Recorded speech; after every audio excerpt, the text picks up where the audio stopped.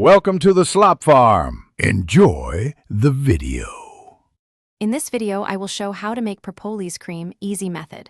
Measure 10 g beeswax, 30 g carrier oil, and 5 g propolis extract. Melt wax with oil over low heat. Remove from heat, cool slightly, then whisk in propolis and 5 drops lavender essential oil until smooth. Pour into a clean jar, let set at room temperature, store in a cool place for up to 6 months, use daily on dry patches, and test a small area for sensitivity before regular use. Gathering clean ingredients makes the difference between a good cream and a great one. Use a reliable propolis extract. Pick a non-irritating carrier oil like jojoba or fractionated coconut and get natural beeswax for a stable texture.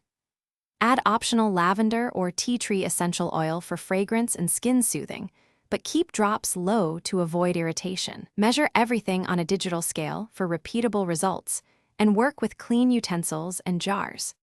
If you're finding this guide helpful, please subscribe and like the video to support more DIY skincare content. Quick recommendation: the Oala water bottle is perfect for staying hydrated while you craft creams, and it pairs nicely with my workshop setup as a practical companion you can sip from between steps. Look in the description for the link and other deals so you can grab one too. Now let's get back to the video. Start by setting up a double boiler and heating beeswax with your chosen carrier oil until fully liquid.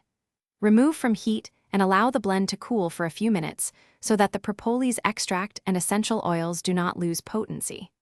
Add propolis and any essential oils, then whisk steadily until the cream becomes uniform and silky. Pour into sterilized jars, label them with the date, and allow to set before first use. Thanks for watching. Consider subscribing if we helped you today.